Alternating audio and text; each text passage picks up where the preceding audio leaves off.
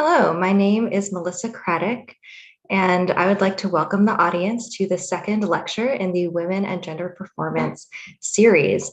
Before I introduce today's speaker, I'd like to invite my colleague, Brooke Norton, to read a statement.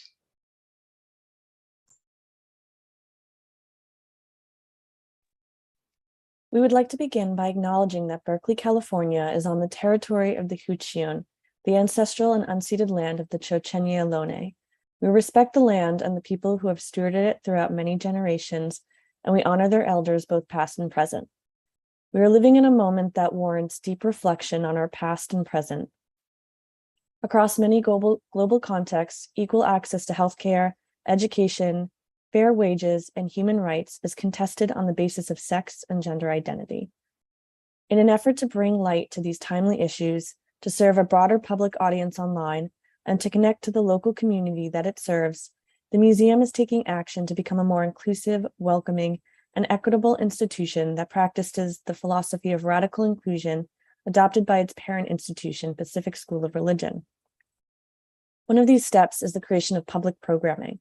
Through this lecture series, we hope to highlight new and established scholars who are engaging with risky and marginalized topics concerning women, gender performance, and sexuality in the past. We invite you to participate in these programs so that together we can listen, learn, and work towards creating a more inclusive museum community. Thank you for joining us today. Thank you, Brooke. It is now my pleasure to introduce today's speaker. Dr. Cynthia Shafer-Elliott is an associate professor of Hebrew Bible at Baylor University. Her expertise and research focus on the historical, cultural, and social context of ancient Israel and Judah, as reflected within both the archaeological record and within the Hebrew Bible, with a particular interest in the former prophets. More specifically, Dr. Shafer-Elliott's research emphasizes household archaeology and issues of food, gender, religion, and social memory. She's an experienced field archaeologist and is part of the archaeological excavations at Tel Halif and Tel Abel Beit Mekah in Israel. In 2018, she was the annual professor at the W.F. Albright Institute of Archaeological Research in Jerusalem. Furthermore, Dr. Shafer-Elliott is involved with the American Society of Overseas Research, the Society of Biblical Literature, and the Albright Institute of Archaeological Research. Dr. Shafer-Elliott, the floor is yours. Well, thank you so much. I really appreciate the invitation to be here. I'm going to go ahead and share my screen, and hopefully you all can see that okay. Yeah, just fine. Great. Wonderful. Thank you. Like I said, thank you so much for the invitation. I really appreciate the opportunity to come and share here with you. I'm just adjusting a little bit of my screen real quick, so I apologize. We'll just go ahead and go with that. So, and thank you for that warm welcome. My talk today is entitled Women and Domestic Space or Spaces at Iron to Tel Halif. And the way I kind of envision our talk today is as follows. I will briefly describe the tools that we use to identify potential gendered space within the archaeological record, at least in ancient Israel and Judah. And those two main tools are household archaeology and gender archaeology. And then I'll take a look at Tel Halif, and Halif will be kind of our example of how we can go about trying to identify gender space.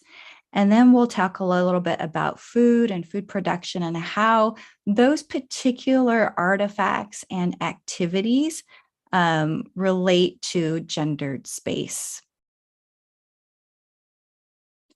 So first, let's talk a little bit about household archaeology, what it is, how we do it, and why we do it. As a branch of settlement archaeology, household archaeology specializes in the study of the activities and facilities associated with ancient households or houses.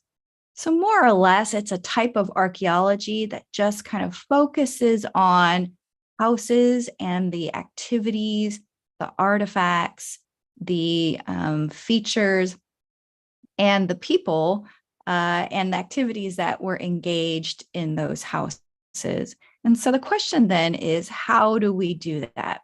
Well, areas of household activities. So we're looking at a house and we're looking at the activities that occurred there. And the question is, how do we recognize household activities?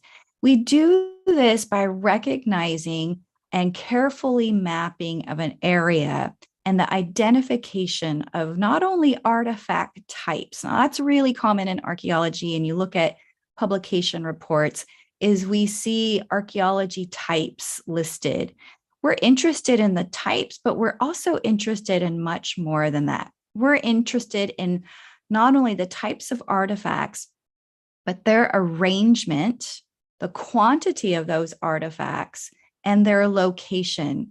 And in particular, we're really interested in what we call their spatial relationship, the relationship between the artifact and, let's say, other artifacts or other features or architecture within the dwelling. Because it's by looking at that spatial relationship that we can help determine what activities took place in that space. So why do we want to study household archaeology? Why do physical remains done through a spatial analysis help us? Well, physical remains excavated from the dwelling and its surroundings reflect the shape and activities of a household. And thus, those shape and activities of the household thus gives us information about potential behaviors of the household members. So when we look at the artifacts and we look at the space and we look at the house, and we can determine, okay, this area, certain activities occurred there, that can then give us a lot of information about their daily habits and what habits portray about what people value or even devalue. In their landmark paper on household archaeology, Wilk and Rathje determined that there are 3 aspects of a household in which to study, and that these 3 aspects seem to be shared across time and space. And we're going to look at all 3 of these aspects briefly. And that first is the material aspect, followed by the social, and ending with the behavioral. The material aspect is really basically anything physical. It's the physical aspect of the dwelling, the land, any other buildings on the land, any kind of fields or orchards, vineyards and gardens that belongs on that land and with that house. It includes any of the possessions, whether that be tools or weapons or things related to food preparation, but it also includes the areas of activity. Where did people do things and what kind of things were going on in the household? From this picture, you can see a kind of a replica of what an Iron Age house might have looked like in the Iron Age Israel and Judah. And this is located at Harvard University and what used to be called the Harvard Semitic Museum. I think it's called the Museum of the Ancient Near East now. I could be wrong about that, but you could easily identify that. And it's a really cool thing to see if you want to be inside a house, a potential, what a house potentially could have looked like. Speaking of what that house looked like, this is a great opportunity in our talk to talk about what a house in ancient Israel and Judah could have looked like. And it seems like in the Iron Age that there was a pretty typical blueprint of a house. And when archaeologists and Hebrew Bible scholars and historians first started looking at these, they noticed that there was a similar footprint, and that footprint included 3 long rooms that were parallel to each other with a big broad room running the width of the house in the back. And so it came to be known as the 4-room house, or sometimes people called it the Israelite house. But as we've carried on studying these houses, we've realized that, well, first of all, some of them had 3 rooms. Some of them might have had 5 rooms, turning one of those long rooms into a smaller room. So we can't really call it the 4-room house. And we also can't really call it the Israelite house because there's nothing to determine this is absolutely Israelite or Judahite or maybe some other people group. One of the Canaanite groups use that style of house. We just don't have that kind of information. So a better description of it, some people call it the pillared house because one common feature is that they all have pillars. And these pillars hold up the second floor of the house and help segregate space on the first floor. Sometimes those pillars are made of stone, and sometimes those pillars are made of wood with stone bases. But the basic idea of the house, as you can see in this picture here, is that it's a small, usually smallish, rectangular house with 2 stories. And we're kind of guessing, but it's an educated guess about the second story. Because the houses that we find are just the remains of these houses, and sometimes scant remains at that. But the thinking right now is that they're rectangular houses with a flat roof, with some sort of open workspace, usually maybe in the front of the house, maybe even inside of the house. That's a current discussion within household archaeology of ancient Israel and Judah. Was there a courtyard or was there a forecourt? But these houses also had common features besides the pillars, including things related to storage, like storage pits, and of course, ovens. And really, this indicates the artifacts that we find, the features that we find, all indicate that these houses were multifunctional and that the people who lived there were agrarian and pastoral, meaning they had herds, probably mostly sheep and goats, and they farmed the land, and that they were more or less self-sufficient, but were also more or less living on a subsistence level. Of course, that subsistence level would change depending on the circumstances, but that seems to be the case.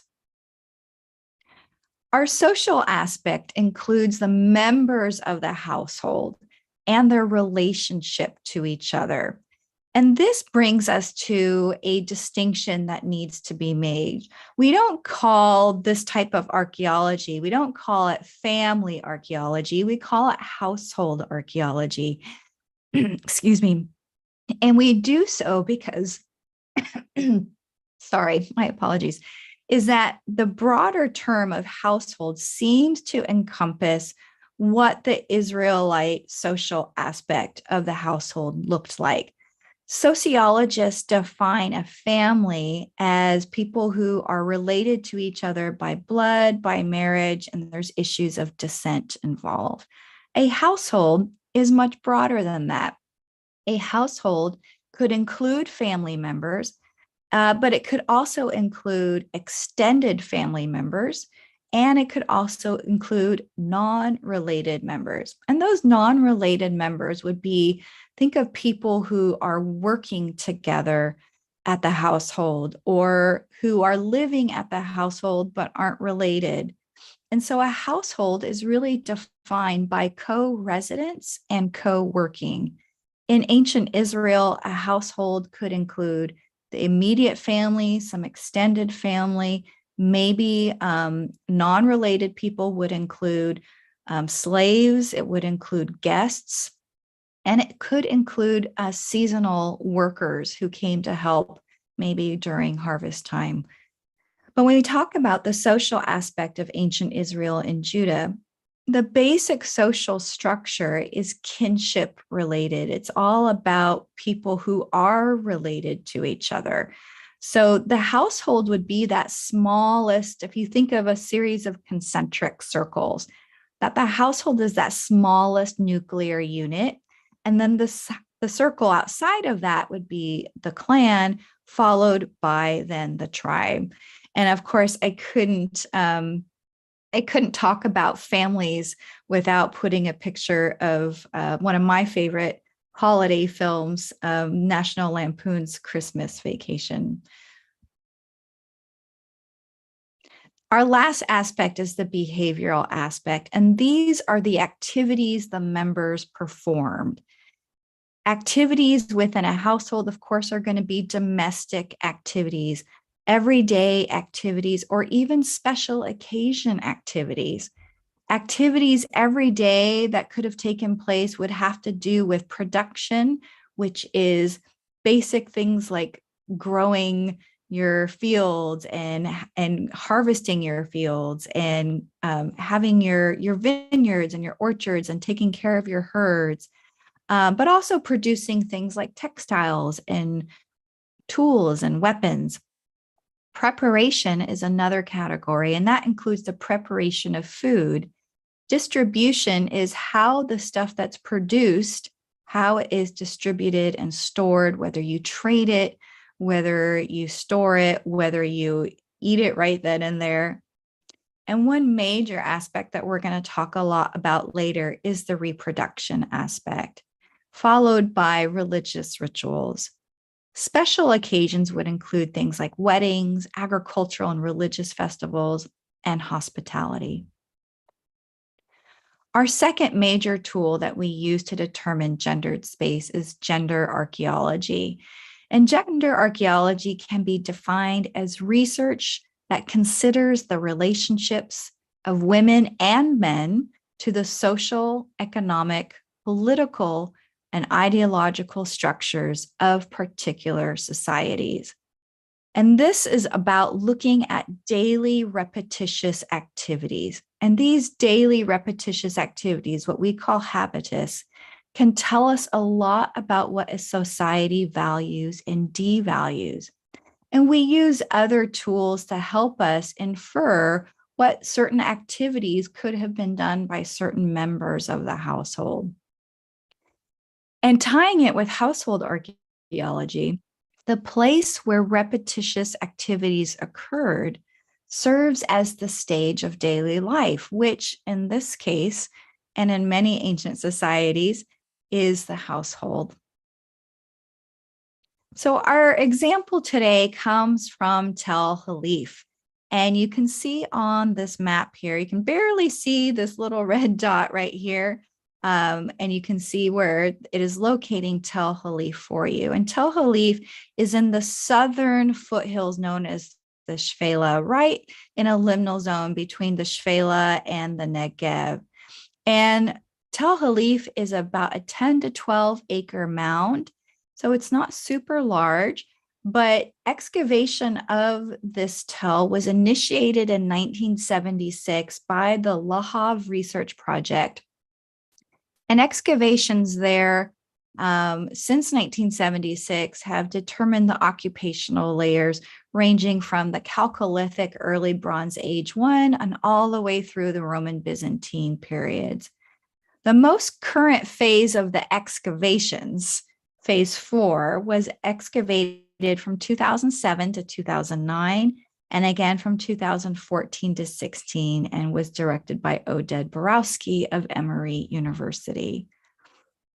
So on this slide, I've got two images for you to look at. One, you can see the topographical map here on the right, and you can see all 5 of the fields on top of the tell and down the slope of the tell that have been opened over the years, starting with field 1 on the side here, field 2 on a type of acropolis, and then field 3, 4, and 5, all on the northwestern or western edge of the mound. And it's when field 3 began, but really into field 4 and field 5, when the concentration of looking at the houses really began. Now, God bless the inventor of the drone, because the drones have been so helpful in our analysis in our excavation and our field excavation, because you can see this fantastic aerial view shot of our site of Tel Halif. Now, really, you can see here to the right, this is field 5, And then from this house over is field 4. And as you can see on the topographical map, there was a space in between the two fields, and there were houses in field 4 and houses in field 5. But we wanted to connect the two fields. So we opened the area in between, this little area here, which we could see the pillar sticking out from the earth and knew that it would be another house. And so basically, the house that we're looking at today connects field 4 and field 5 and is really a nicely preserved row of houses from the 8th century. So the Iron 2B. So Halif was one of the many towns and villages destroyed by the Assyrian campaign into Judah in 701 BCE. So how do we conduct household archaeology using spatial analysis at Tel Halif? Well, what the Lahav Research Project calls the magic square is really one of the ways that they figure and try to use and determine spatial analysis. And so what they do and what we do is we figure out, once we get to the floor materials, we rope up 50 centimeter square increments, and then we excavate in that smaller space, and we just expose everything, which then allows us to kind of get a very complete picture of the floor of the house and exactly where everything is. So everything is excavated and labeled and documented according to those 50 meter square or centimeter square increments. And as one of the archaeologists on the Tel Halif team in the past, James Harden, has written that this mini grid, or the magic square as they call it, provides information necessary for identifying patterns introduced by human behaviors, not only regarding domestic activities, but also more complex organizations in society as a whole. And this is a picture of the house that we're looking at. I'm just going to go back one more slide just to show you. So this house right here is going to be the house that we focus on. Now, this is the house I supervised the excavation of. So I personally refer to it as Bait Cynthia, House of Cynthia, but I know I can't officially call it that. Its official name is the A8 house. And as you can see, the A8 house connects this larger house labeled the L8 house with this other house to the south called the B8 house. Now, even though houses have the similar blueprint, the size ranges. As you can see, the A8 house is smaller than the L8 house. But as you can also see, they share walls with one another. So this main wall here connects the L8 house with the A8 house. And then this main wall here connects the A8 house with the B8 house. So they're almost like row houses, using the space as best as they can. So here's another zoom shot of the house. Again, this is the A8 house, and this gives you a more zoomed in picture of it than that neighborhood picture. You can see those two main walls I just mentioned, the walls that they share with the houses on either side of them. You can also see quite clearly the two pillars of the house. This pillar right here is the one that was sticking up out of the earth before we even started to excavate. And at least the way I see it so far is that this house, the A8 house, has two parallel long rooms and one broad room in the back. One other thing to note, and I am going to go backwards one more time, just so I don't mean to make you feel dizzy, but all of these houses were built, we suppose, using the city wall as part of the house, the back room of the house. But as you can see, since it was so close to the edge of the Tel, the very western edges of the Tel, including the houses, have eroded down the side of the Tel. So our A8 house, we have a little clarification that needs to be done on this very western face of that house, or western side. And you can see that a little bit more clearly here. So the way I defined the house is, at least so far, things could change, is that there are two parallel long rooms, room 1 and labeled room 2.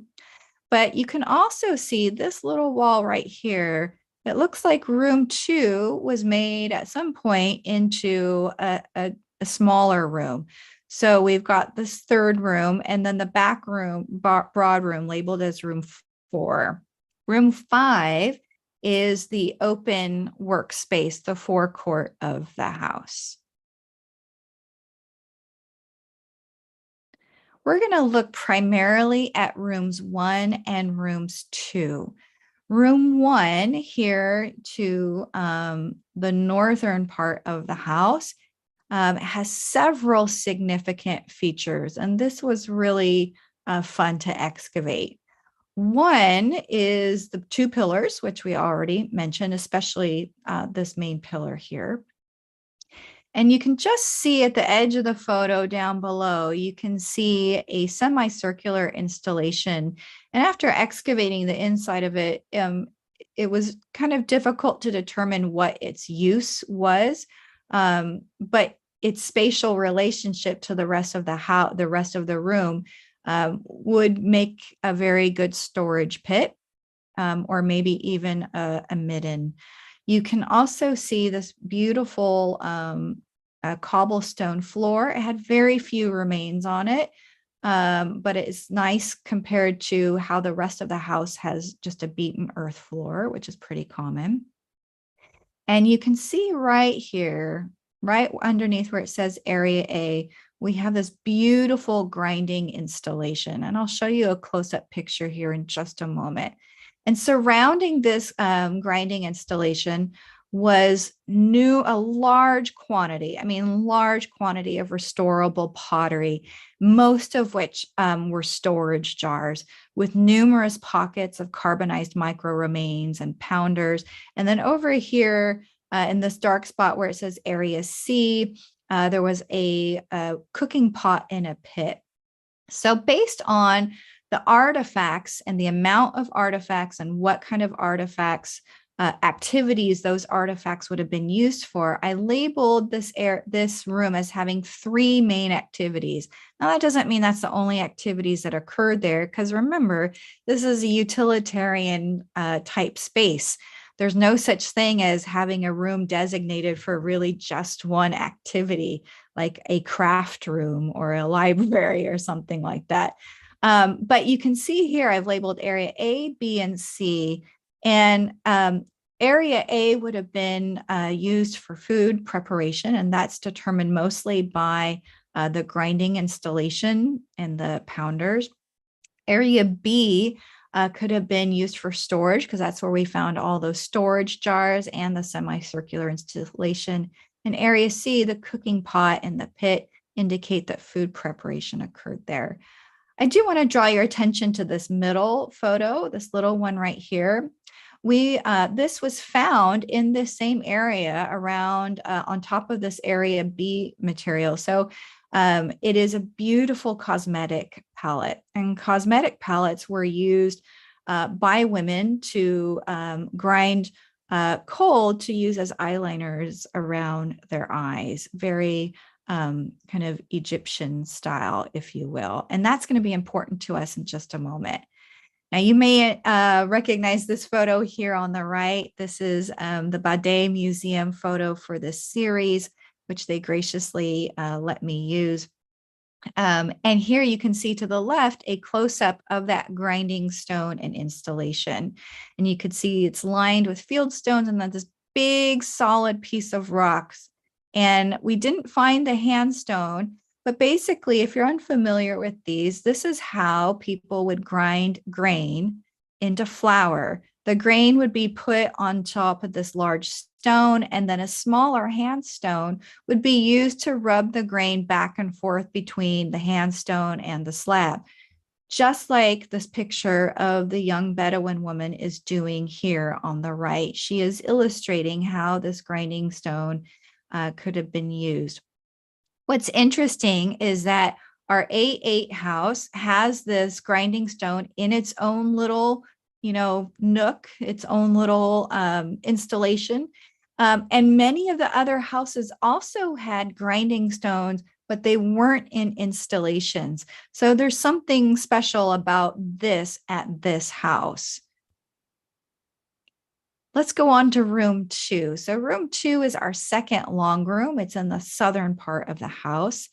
And as I mentioned earlier, it was divided into 2 rooms.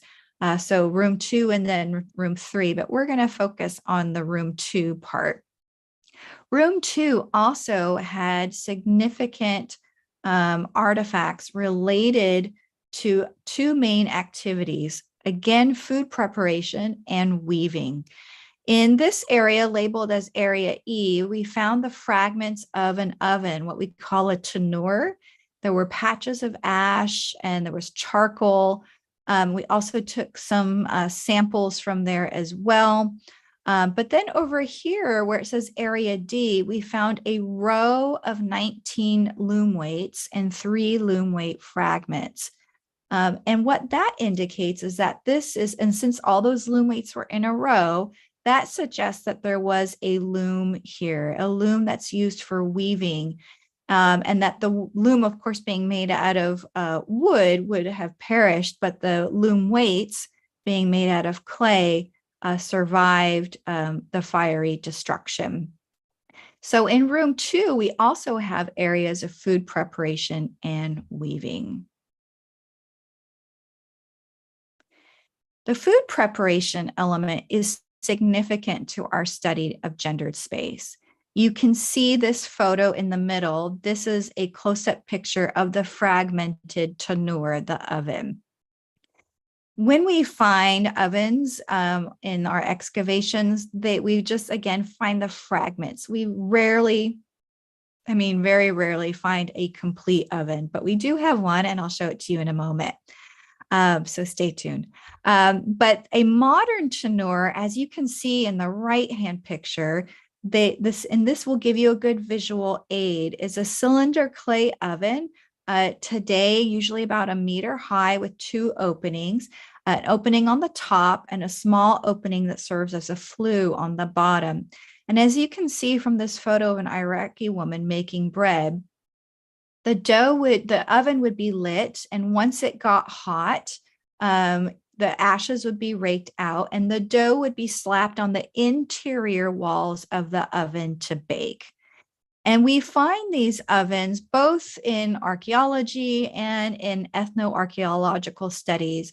And ethnoarchaeological studies is really observing modern societies to understand how their ancestors might have done something. So for instance, the first speaker of this series, Dr. Jennie Ebeling, her ethnographical work on how ovens were made and how they were used in Jordan is really helpful to our understanding of how ovens were made and how ovens were used in ancient Israel. And a lot of ethnoarchaeological studies show that these ovens or ovens like them are located both inside and outside the house.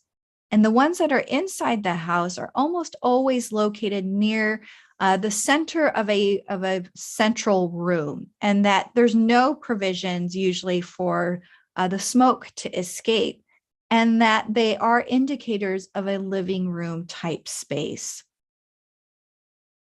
And here is the one oven that we have found, and that is just fabulous. And it was found at Tel Halif, which was directed by Professor Ami Mazar of Hebrew University. And this oven they're dating it to the 10th century BCE. And it was really 2 ovens, an earlier version and a more updated version. And what's great about this is that it's the most complete oven we've been able to find. And you can see that it does have a second opening. Most of the ovens that we have found are the second opening either wasn't there or maybe it just didn't survive. And then there's an opening on the top, and these would be used very much like our ethnoarchaeological studies indicate. that a fire would be placed inside the oven, the ashes would be raked out, and the bread would be slapped on the interior oven to bake. And that's also confirmed by this picture of the latter part of the oven, where you can see all these broken pieces of pottery that were on the exterior of the oven that would help retain heat. So let's get into the social aspect and gender. We talked about how one of the main roles of daily life in ancient Israel would have been the reproductive role. And the reproductive role is a major concern for ancient households, especially when the survival of your household, both in the here and the now and into the future, is determined and dependent upon the fertility of the household, both the fertility of the land and the animals and the people. And because, of course, biologically, that happens to fall under the female domain, a lot of scholars think that this reproductive role was oversought by the matriarch of the family, that it was she who looked over that aspect of all the women in the household. And, with reproduction being, something that was absolutely necessary, but also scary compared to today's day and age, when it's very unlikely that the child and or the mother could possibly survive the birth. I mean, this birth survival rate was very, very low. And so the concern for the female reproductive role, you can imagine, was a really big concern for these women. And as a result, if they were in a various stages of their reproductive role, these factors dictated that women were regularly obliged to conduct household tasks within or near the dwelling. And so I don't want to say that, the women were in the private sphere and the men were in the public sphere. I think that's making categories out of that these people wouldn't have that kind of luxury. I mean, you have a household that's dependent on everybody participating in the survival of the family. And especially in times of planting and harvest, where all hands were on deck. I think the one exception of this could possibly be the woman's reproductive role. And that, if she's 8 months pregnant, if she can at all help it, she's not going to go plowing a field. And so a lot of female tasks, because of this reproductive role, would have been conducted within or near the dwelling. And one of the most important tasks that was done in the dwelling would have been food preparation. And this would have been because of the female tasks being conducted at the household as a result of the reproductive role. It's also very likely that the food preparation also fell under the female domain, in particular, the matriarch of the family, who could have oversaw that element to it and would have thus given her a lot more authority and power than we give her credit for. So it's very likely, as a result of the female reproductive role and the household space and the food activities that were occurring there, it's very likely that the female household members controlled the household's food preparation activities and dominated the A8 house's main living space. Let's carry on a little bit more about food and gender. It's been estimated that the ancient Israelites obtained 50% of their daily caloric intake from cereals. That's a lot. So it's a really good reason why you hear that phrase, the daily bread, because your daily bread was literally your daily bread. They would have eaten bread or cereals in some form or another, but probably mostly bread, nearly every day, if not every day.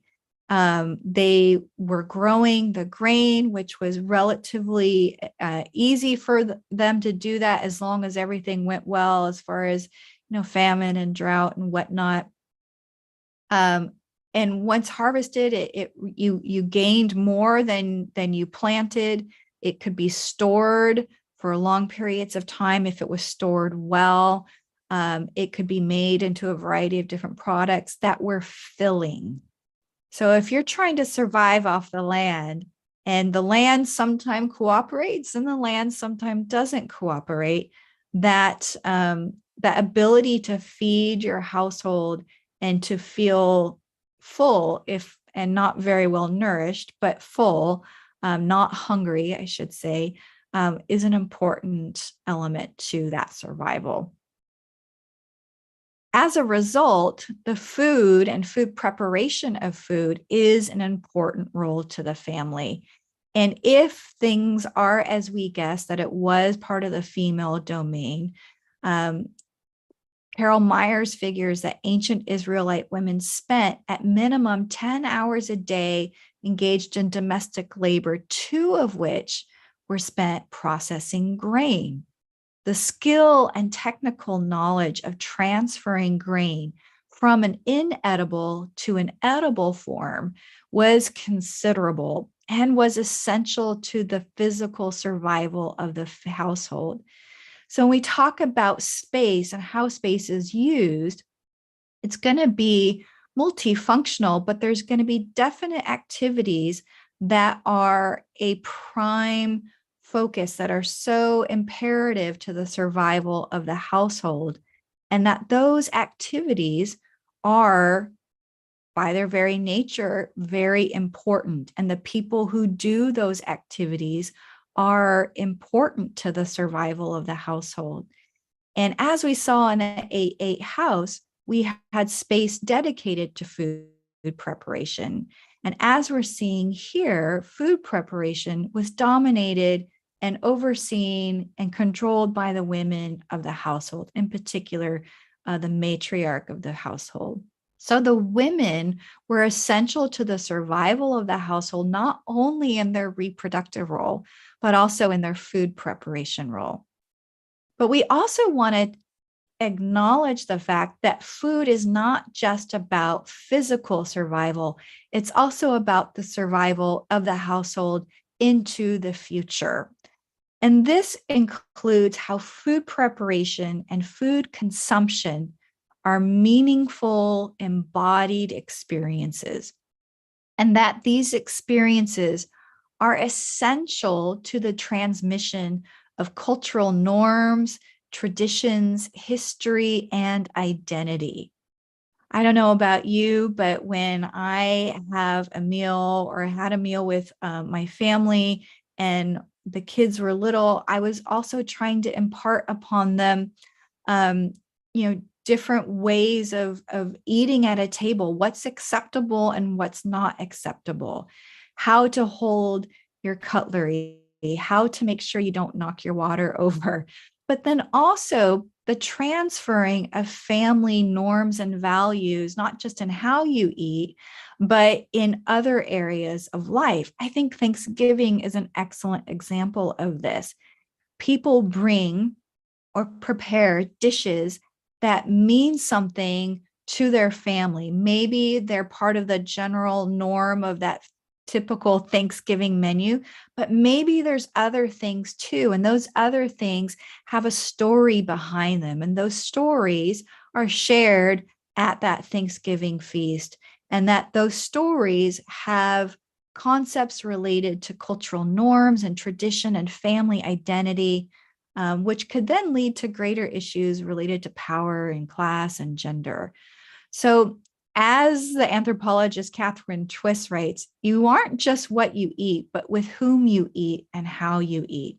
She also writes that food is used to express who we are, who we wish to be, asserting our membership in certain groups and distancing ourselves from others. So food not only is essential to the survival of the household in the here and the now, but also essential to the survival of the household into the future.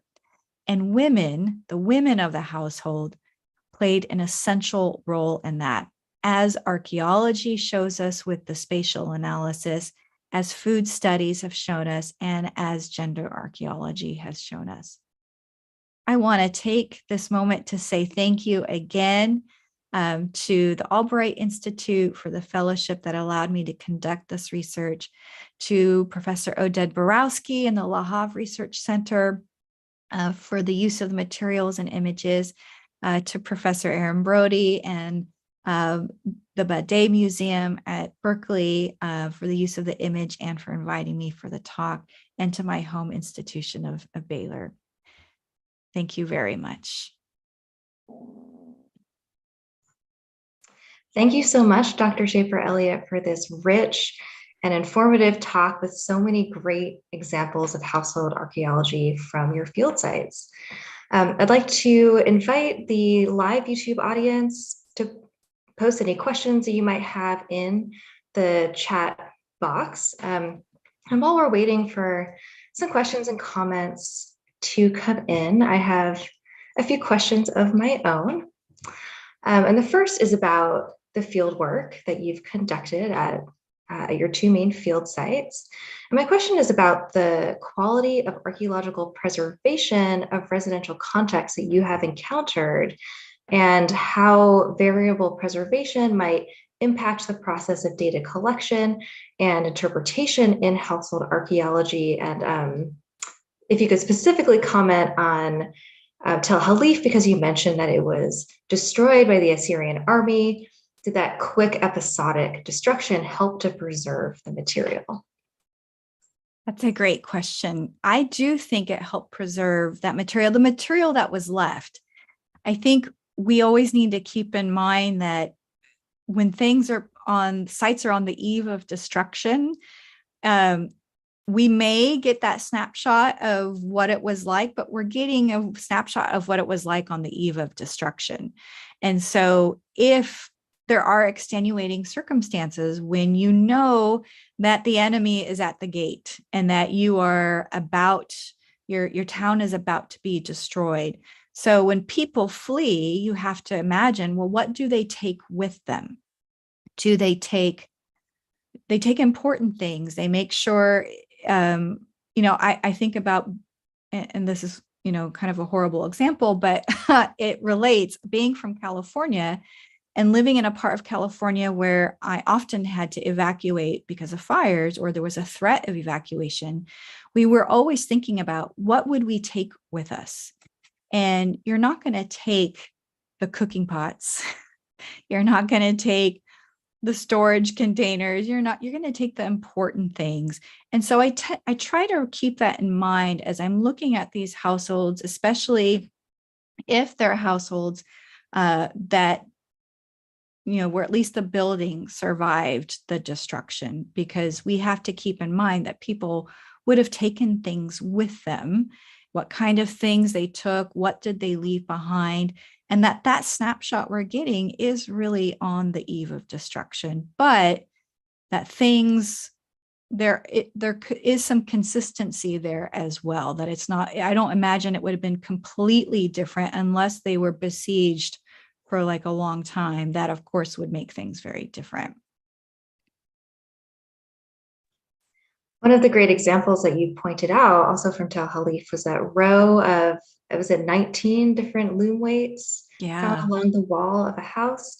So that seems like a good example of sort of a snapshot in time of something that wouldn't be taken with a family or a household group that is fleeing. And I'm wondering if you could discuss these cottage industries a little bit more, and what other kinds of industry that people in the household may have been participating in. So you discussed food production and preparation at length. We have a little bit of an idea of textile production. So yeah, it would be great if you could elaborate a little bit on these aspects. Sure. In fact, there's one house in this row of houses at Halif, the same, iron 2B level, that and it was before my time there, but they found a house that had a room, which they're calling a loom weight workshop, I think is what they call it. They found hundreds of loom weights. The number escapes me right now, but I have mentioned it elsewhere. But they have found a room with just hundreds of loom weights. And then in the next room that was adjacent to it, they found what they call a stack of dirty dishes. And that it was all these bowls that were stacked up and the remains of food still a little bit inside, a little bit within them. And so the conclusion that they're coming to is that this particular house was used in some sort of way relating to weaving. Now, whether it was big enough to have, multiple looms, or if they were producing the loom weights themselves. And that got me thinking, and I've written a little bit about this, and I hope to keep going in this direction a little bit more, is not only what was the function how did each household function, but how did each house relate to each other in the neighborhood? And does the neighborhood, so for instance, our house, the A8 house, has this grinding stone installation. And the house to the north of it had a grinding stone, but not in an installation. And then the house with all the loom weights was just a little bit to the south of it. So it gets me wondering about, how did neighborhoods function? Did one house have, this is so-and-so has the grinding installation. We're going to go there and use their grinding installation because we got to make a lot of flour. And just how these different household units, whether they are related to each other or not, I mean, that's a whole nother social kinship type question, but how they functioned as a community. I'm really glad that you brought that up, because that was another question I had really? for you. That's great. Yeah, the relationship between these different household units, especially because they're sharing party walls.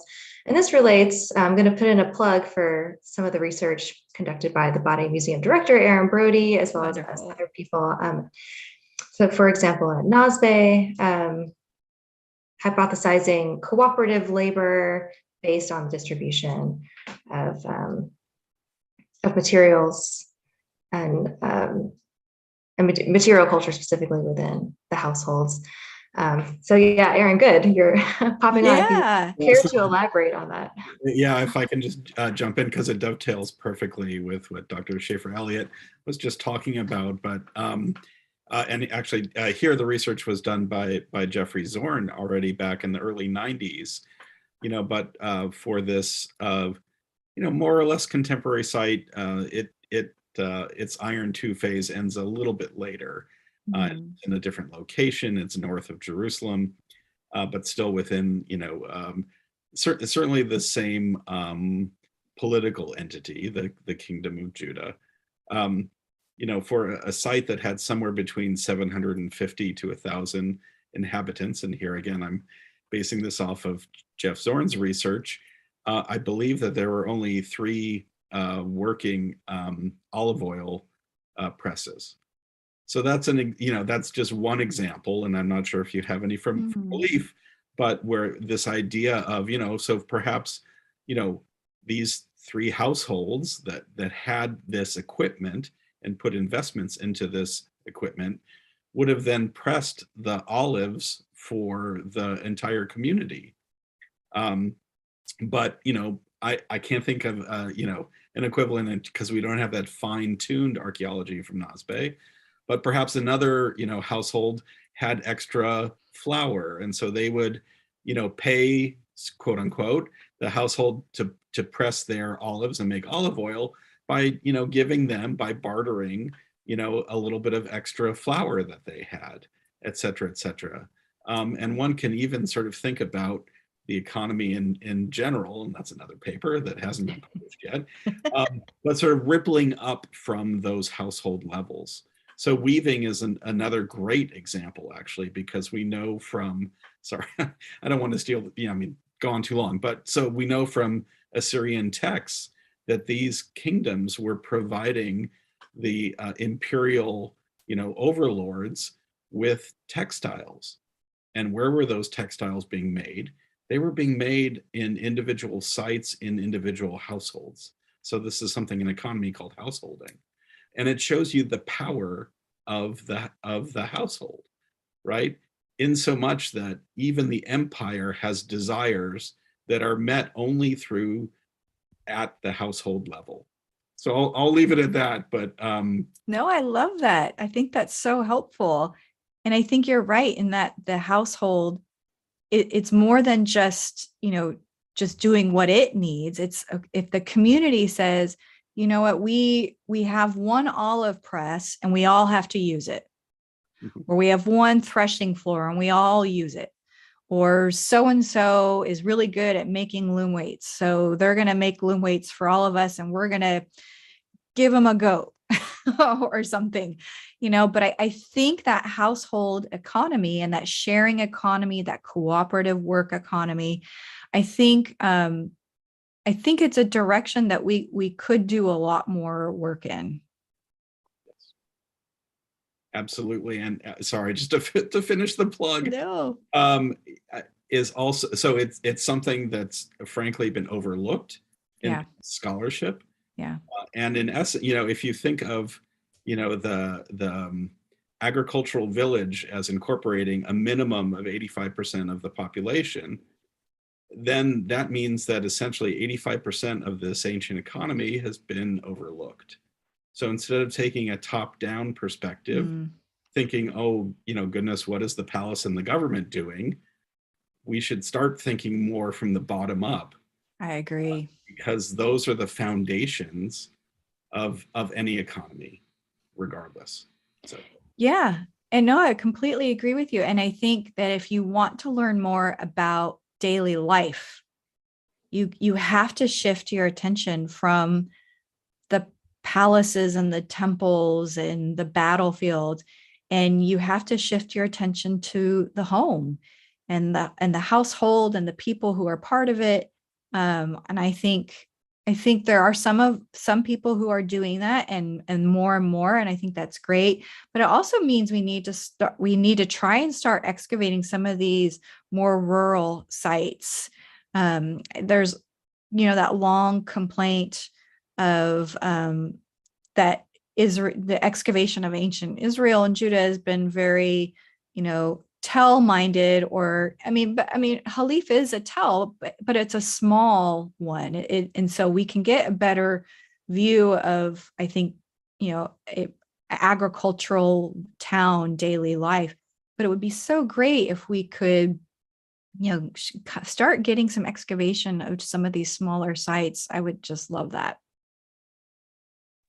And just to add on top of that too, I would love to see more of an emphasis on not just the collection, but the analysis of botanical remains, because again, those are just so important. And instead of making assumptions about what these folks were growing, why don't we look at the direct evidence? Same thing, I'm looking over on my screen, but Sarah Kansas isn't there, but, emphasis on zooarchaeology. So the animals that were being domesticated and were such important aspects of the lives. And what I've suggested in this future piece too is that there are even different kinds of economies that are both interacting and intersecting with each other, and sort of go to sort of build up. So one can't just sort of say that it was a demand economy. It might have been a demand economy for certain kinds of things, right? But if we leave out the important aspects of production, as you've talked about, and frankly, in terms of archaeology, a lot of this stuff is mostly going to be in like the textile industry that was so vital, that empires were desiring these textiles and requiring that they were given in tribute, and yet, of course, what remains. I'm looking around we're all archaeologists, so we get this, but other folks who don't study material culture, might not understand that, because of decomposition, that something that's so important, mostly is, sort of ghost remains. And that's why, of course, why ethnoarchaeology is so important to help, sort of fill in a lot of these blanks that we get. I agree. Archaeology. So sorry. I couldn't have said it better myself. I love the discussion. And I think you're so right, Erin, that there's so much more we could be learning about. And hopefully, we'll all have the chance to do that. Just another one or two questions to pick up on some of the points that were just being made in that really excellent discussion. So Erin pointed out the importance of confirming some assumptions about the agricultural economy and what kinds of crops people may have been growing. Has there been any residue analysis conducted, like, for example, on the stack of dirty dishes, to show the kinds of cereal grains that people were consuming, or if they were making bread and beer, these types of different products in those vessels? Yes, we are in the process of getting all those types of reports, the sample reports. We hope to do some residue analysis as well. And as far as the samples, we got some of the sample reports, especially from that stack of dirty dishes. I don't have the data right in front of me, but there is some typical things you would expect, olive pits and different grains and stuff. What I would also like to do, though, is to possibly get some residue analysis inside the remains the storage jars that we found surrounding.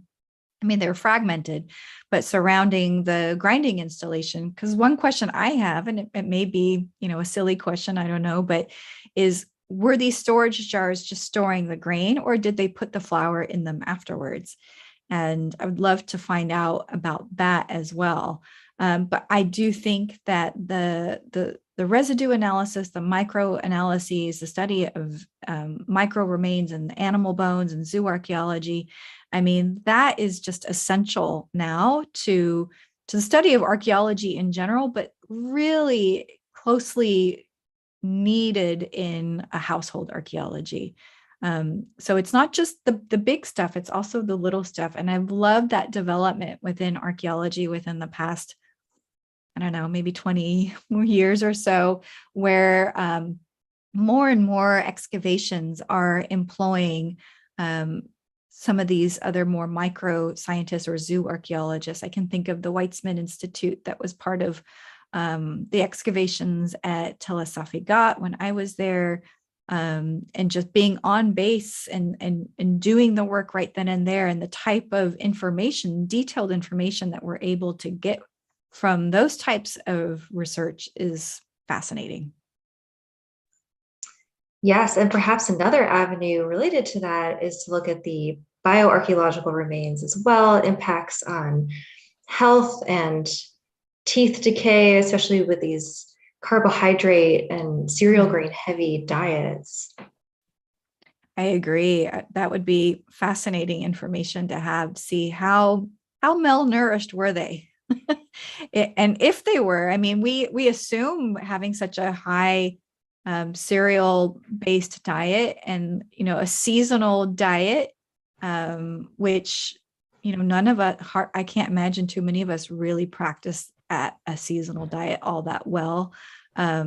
Maybe we try, but of course, if that's all you can do, we can't, estimate how it would have been for them. But having a seasonal diet, and lack of sugar, except for, honey and the pressed date syrup and pressed fruits and whatnot, I can imagine that they would have been maybe a little bit healthier than we imagined them to be. Well, I would like to thank our speaker, Dr. Shafer-Elliott, once more, and thank the audience for tuning in today. And to remind the audience about our next talk in this series, which is coming up on November 3rd at 9:30 a.m. Pacific time. That will be delivered by Dr. Alixx Ortiz, titled Agency Theory and the Agencies of Daughters in the Hebrew Bible. Thank you so much. Thanks for having me.